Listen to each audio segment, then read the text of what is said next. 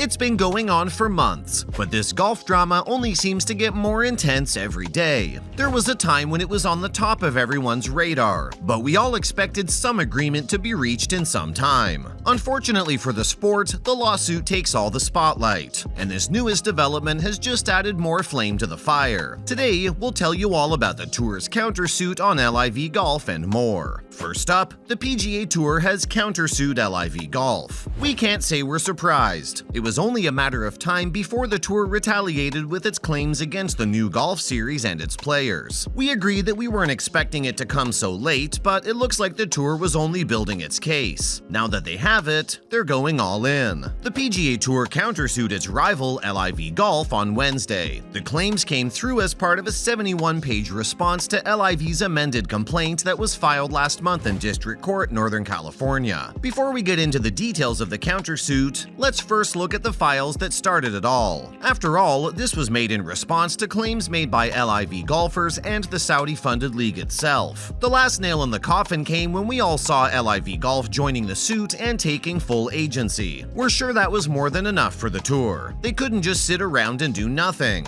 It was time for them to step up, especially now that the case had become so much more than just ex-PGA members versus the PGA Tour. Now, it's officially against LIV Golf, the rival that's already taken so much away from the tour. They weren't gonna let them have their rules too. Coming up, LIV Golf officially entered the legal battle a month back. While the lawsuit was launched by 11 golfers, spearheaded by Phil Mickelson, it's slowly been changing its trajectory over the past month. The Saudi-funded LIV Golf joined the federal battle last month, claiming that the tour is engaging in anti-competitive practice. This came after 4 of the initial 11 golfers decided to take a step back from the legal battle. Pat Perez, Abraham Answer, Carlos Ortiz, and Jack Kokrak dropped out of the lawsuit. After this, an amended complaint was submitted to the U.S. District Court naming 7 golfers and LIV Golf as the plaintiffs. Of course, the plaintiffs' names weren't the only thing that were amended here. Several claims were also added to the suit, coming from the new and shiny league itself. We know what you're thinking. Hasn't LIV always been a part of this equation since the beginning? That's the reason this lawsuit exists, right? Well, yes and no. You're all right in assuming the link that LIV has with the case since the start. Their name has always been associated with it in some capacity. What's more, LIV Golf officials had publicly expressed their support for the players' case and had offered them the best legal assistance they could have asked for. But you see, it was still the players' case. It wasn't LIV's fight. It was the fight of 11 golfers who felt that the tour had wronged them with unfair bans. LIV Golf didn't have an active stake involved. They were always rooting for the players, but they weren't party in the complaint. That only changed last month, and boy, this one change has led to so many other changes. The golf drama has escalated beyond our imagination. Want to know why? Let's dig a little deeper. Let's take a look at the new claims made by LIV Golf. Where to even start? This new plaintiff added so many new claims to the amended complaint, and all of them are pretty strong and well-founded. LIV players say that the tour is an entrenched monopolist with a grip on professional golf that has violated antitrust laws by trying to crush any competition that comes its way. By this, they're obviously referring to the indefinite tour membership bans placed on golfers who joined the new league. But we already know all this. What's the new series saying? The LIV lawyers appeal to the court to intervene and address these actions and the tour's regulations, which are simply not sustainable. We all know how LIV's entry into golf has created a lot of uncertainty for professional golf, dividing golfers into 2 groups and weakening competition in the playing field. The tour has seen its biggest stars defect to the other side, and they've started making amends too by announcing a series of new rules that will be appealing for players to stick with them. In a way,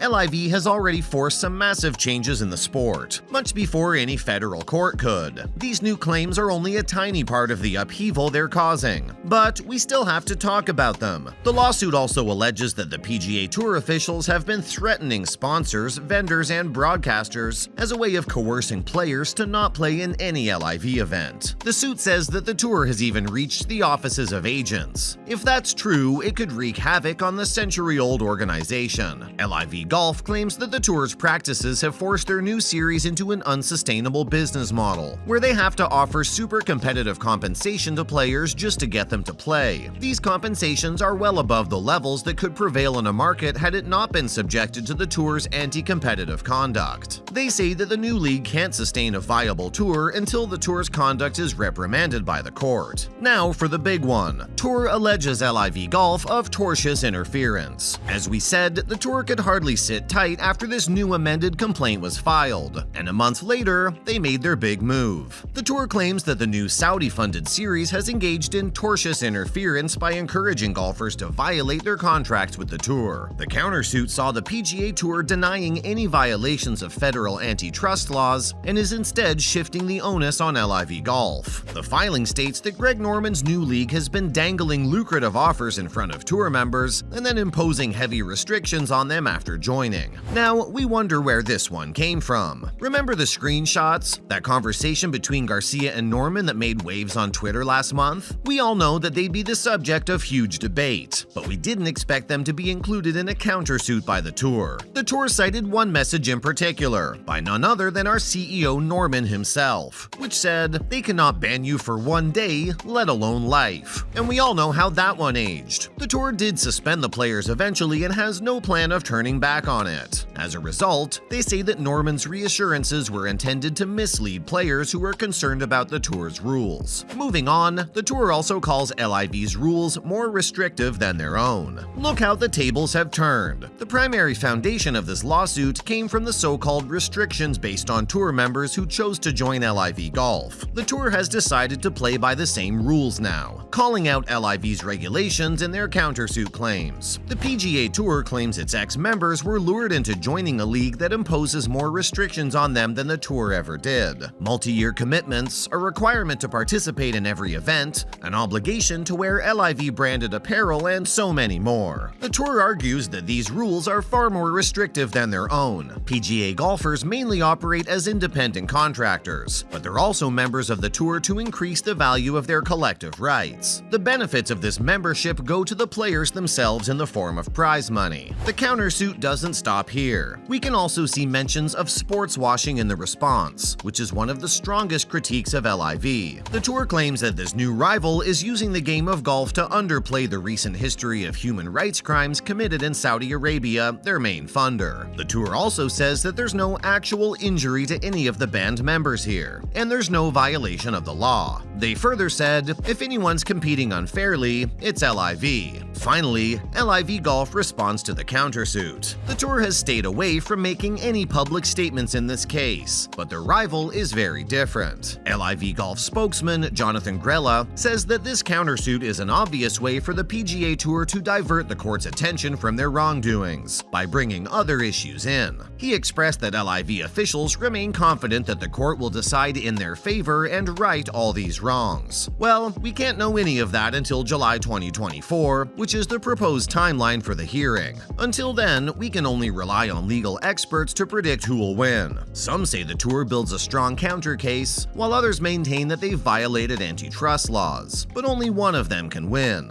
Guess we'll have to wait and see. That's a wrap on this video. What do you think of the countersuit claims? Let us know in the comments below. Make sure to give this video a thumbs up and subscribe to our channel for more videos like this. See you in the next one.